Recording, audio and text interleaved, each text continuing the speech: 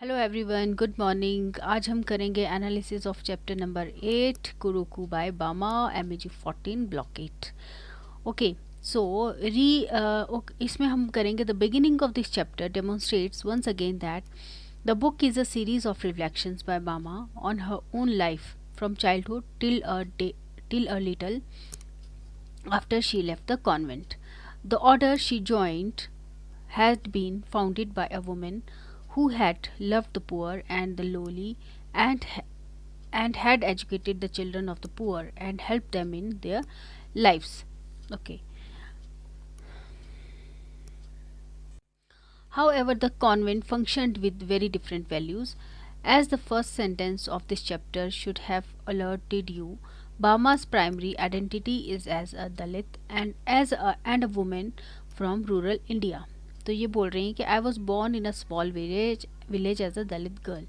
She judges the convent from this perspective and finds it wanting and insensitive.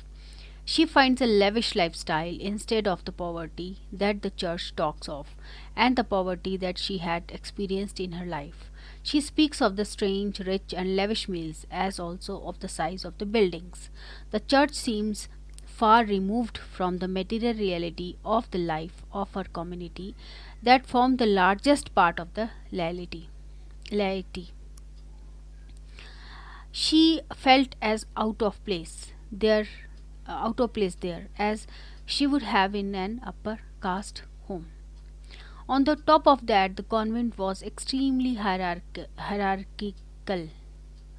Hierarchy होता है ना, मतलब एक एक पद, दूसरा पद, तीसरा पद, उस तरह से था. Almost like the society outside. Upper caste, lower caste, वैसे ही वहाँ पे भी ये सिस्टम प्रेवलेंट था.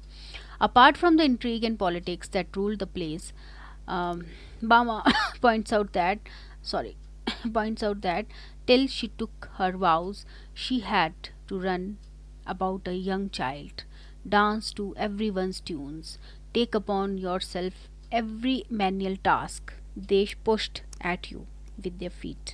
She realized that service to the country and to the poor was the farthest from the minds of the nuns.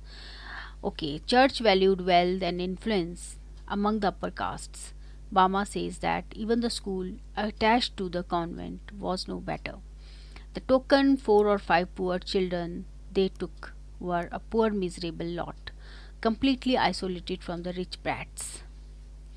Most importantly, Bama critiques the way the vows of poverty, chastity, and obedience that nuns had to take actually separated them from the reality of the ordinary lives, and put them at a great remove, as if they belonged to a different world.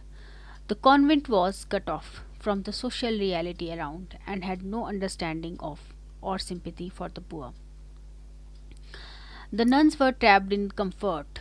Bama particularly chafes at the vows of obedience because this is used to keep nuns in check, to keep them submissive even in the face of injustice or insensitivity and their own commitment. Bama was forced to serve the rich, not the poor as she wished, because she was told to learn obedience and faith. What Bama found in the church was a disjunction between what was professed and what was practiced. As she says, the training that the nuns received had no connection to the lives they had to live later. If the nuns found it hard to fit in, they were told that they did not have the calling.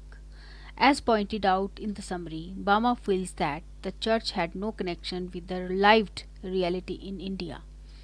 The, the authorities had been indoctrinated through their studies in Europe and in America. Not only did the convent have no idea about Dalits, they spoke despairingly of them.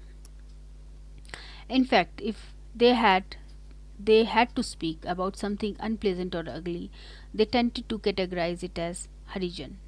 After serving in one school for 3 years, Bama was transferred 5 times within 1 month. Then, after another 5 months in a rich children's school, Bama left the convent for the world of social inequity and difficulty that she had hoped. that the church would work to alleviate.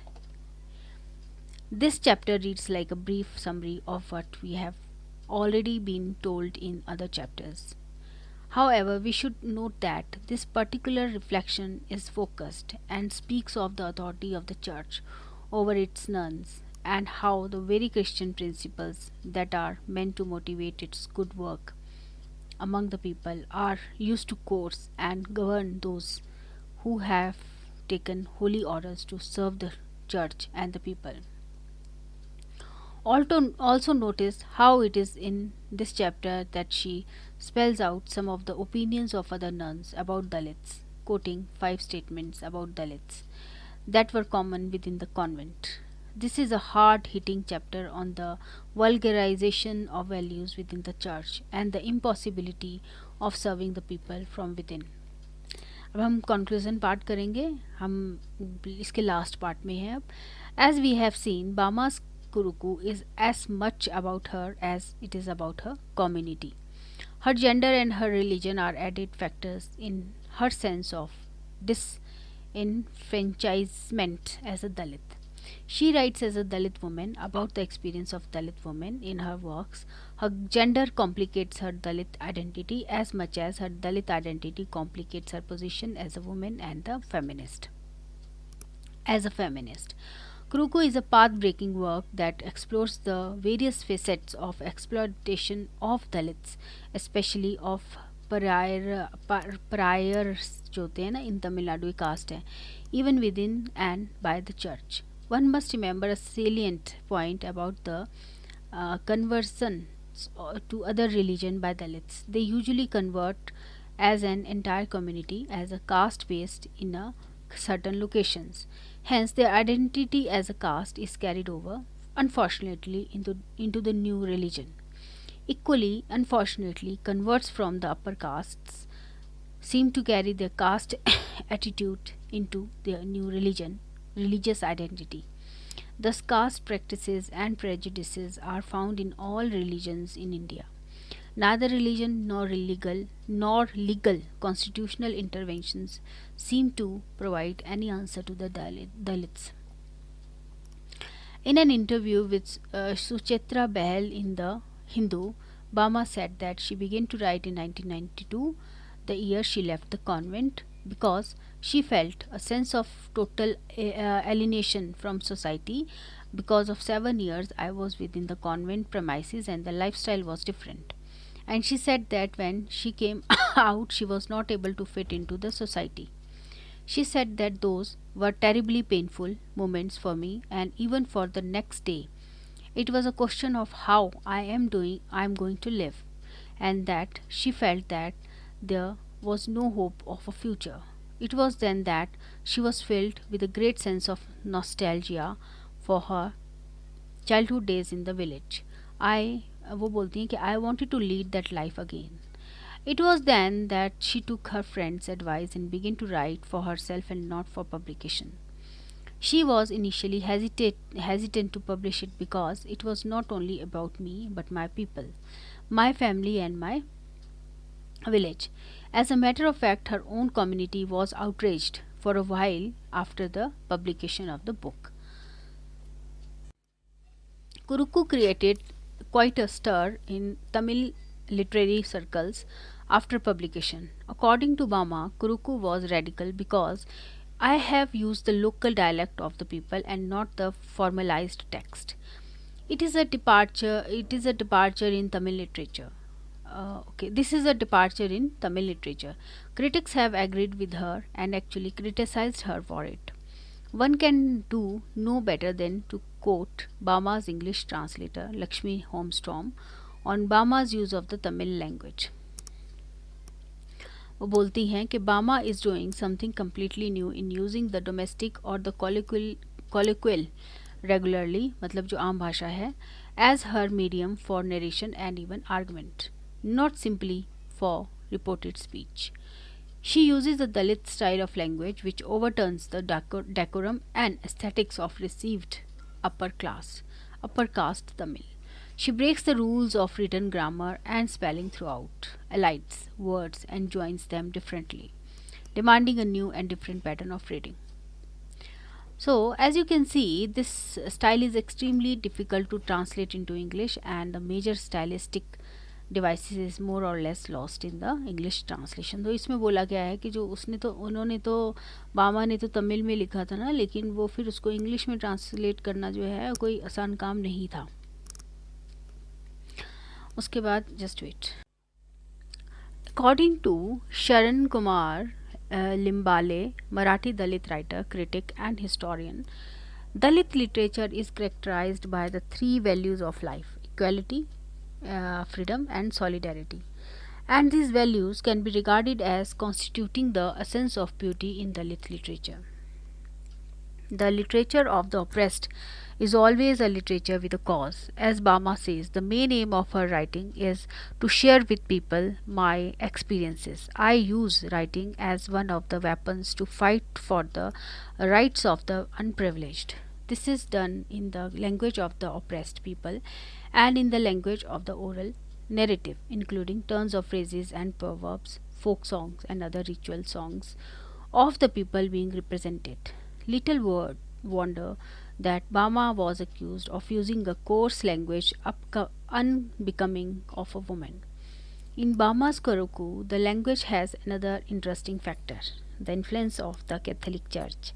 As Lakshmi Holmstrom points out, Bama uses the language of popular Catholicism, not the language of the theologians. Much of Dalit writing that gets translated is testimonial in nature. It is the lived lives of the writers that seem to add truth value and hence literary worth in the eyes of translators and publishers. While it is true that the oppressed will write about their lives in order to assert their quest for equality, freedom, and solidarity, the autobiographical is not their only mode of writing. There may be a certain kind of politics at work here in the visibility of the Dalit autobiography, in that upper caste readers, critics, and publishers may want the Dalits only to give ethnographic information about their lives, not to create literature, and hence may only be publishing testimonial writings. However, these testimonies are not simple, straightforward life narratives, but usually well crafted literary works, as in the case of Karukku. I urge you to read other Dalit literary works available in your language. ऐसा बोला जा रहा है कि मैं चाहती हूँ कि आप और भी पढ़ें. I must leave the final words to Bama herself, who, in the Hindu interview I have been quoting throughout this section, says this about herself as a writer. क्या बोलती हैं बामा अपने बारे में? वो बोलती हैं कि I identify myself as a Dalit woman writer. There are many writers available to write about other issues, but few are for Dalit. And there are many issues that have to be tackled. If and when Dalits are respected and treated as equal human beings, they only can I write about other things. Now, friends, हम आ गए हैं. Let us sum up पर. This unit is meant to sensitize you to what is means to be a woman, and that to a Dalit in India today. It gives an account of the suffering of the Christian Dalit woman Bama. You might like to read Dalit literature further, and if you do, we would like you to sample any of the Marathi Dalit autobiographies mentioned earlier, or Om Prakash Valmiki Juthan in Hindi, available in English translation also. Thank you so much. I hope हमने सारे के सारे जो है points इसमें questions cover कर लिए हैं और हमारा ये यूनिट इसी के साथ फिनिश होता है. Thank you so much. Please subscribe my channel if you like it.